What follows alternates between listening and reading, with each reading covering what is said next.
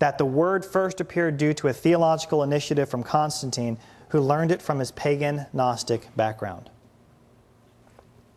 Okay, so I'll start out by pointing out that it's well known that Eusebius reports in his history that Constantine was indeed the one who personally proposed the word be added to the creed. Regardless, this is the report of Eusebius, and it's actually one which a great many church historians agree with. Many, if not most, think that Eusebius' account on this point is to be believed, that Constantine did insert it into the creed. And I agree with this particular point as well. And in the end, there appears to be more substantial evidence that Constantine proposed the term than anyone else. What is still up for debate, however, and indeed what we're going to be further investigating in this option, is where Constantine got the idea from. And already, Professor Franco Beatrice in 2002 put forward an incredible and I think powerful answer to this question of origins. He suggests that Constantine indeed drew the term from Hermeticism, particularly from the Hermetic Gnostic text that we read from earlier, Poimandres. But how could we ever substantiate such a thing? While many believe that Constantine inserted the word at Nicaea, most aren't aware of the fact that in Eusebius' record, Constantine also provided a philosophical explanation of his own use of the term.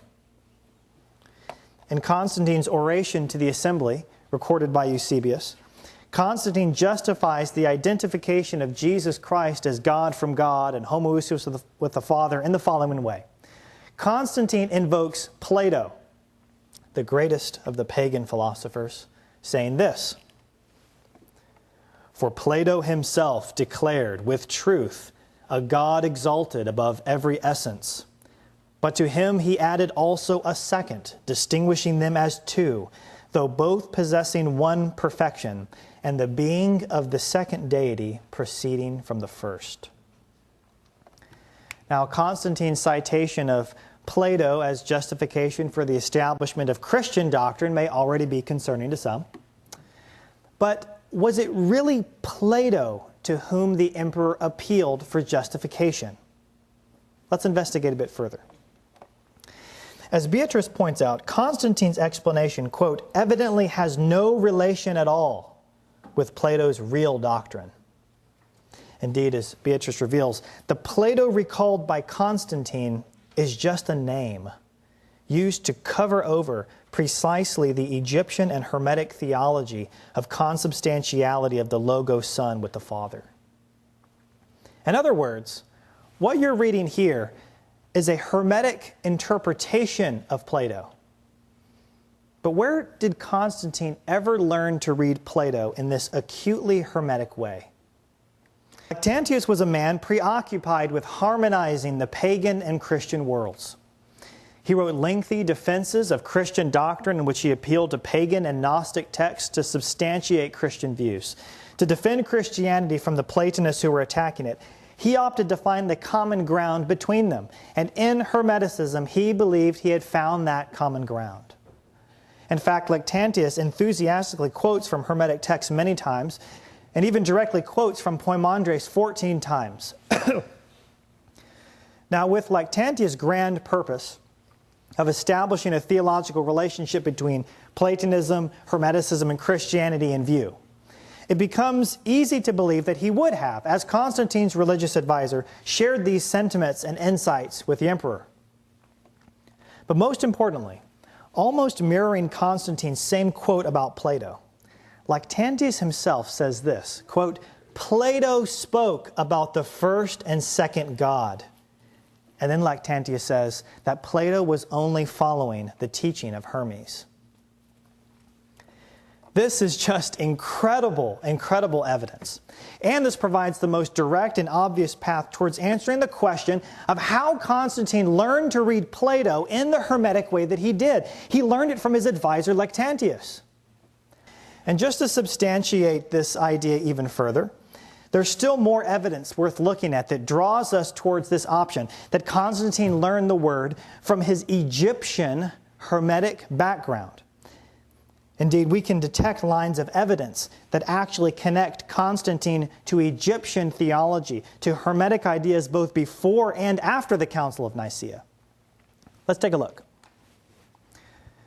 From 311 to 315, we have several pagan panegyrics written in honor of Constantine, several inscriptions as well, which indicate that Constantine had identified his God as the divine mind. And as we saw earlier in Poimandres, the divine mind is the chief name of the monotheistic God of Hermeticism. Second, in another Hermetic book, a very important one called the Asclepius, we find yet another text teaching a doctrine of consubstantiality between God the Father and the Son. And this book was also quoted many times by Lactantius, who quoted it in his court teaching to Constantine, probably starting around the year 310. It may also be worth noting that another one of Constantine's advisors was the Neoplatonist Sopater of Apamea, who is known to have dabbled in Hermeticism. Ultimately, there can be no doubt that Constantine was surrounded by Hermetic sources. But lastly, and here is the most interesting evidence of all, in the year 326, probably less than 1 year after the Council of Nicaea, we have on record that Constantine sent a pagan mystic named Nicagoras on a trip to Egypt. Constantine sent Nicagoras to the Egyptian Valley of the Kings. As you may know, the Valley of the Kings is the famous burial site of the ancient pharaohs of Egypt. And Constantine had ostensibly enabled this pagan to make a journey specifically to the syringes, which are the underground tunnels beneath the Valley of the Kings. And while this pagan mystic Nicagoras was there, he actually left some interesting inscriptions in the stone. In his message, Nicagoras says that he went there mimicking the same trip that Plato had once made there hundreds of years earlier. Indeed, legends had said that Plato had once traveled to Egypt to learn the Egyptian secret theology from their priests. And now Nicagoras was evidently enabled by Constantine to follow in Plato's footsteps. In fact, Nicagoras mentions Constantine by name in his inscription. He says this, "I, Nicagoras, investigated the tombs many lifetimes after the divine Plato from Athens, and I marveled and gave thanks to the gods and to the most devout Emperor Constantine, who made this possible for me."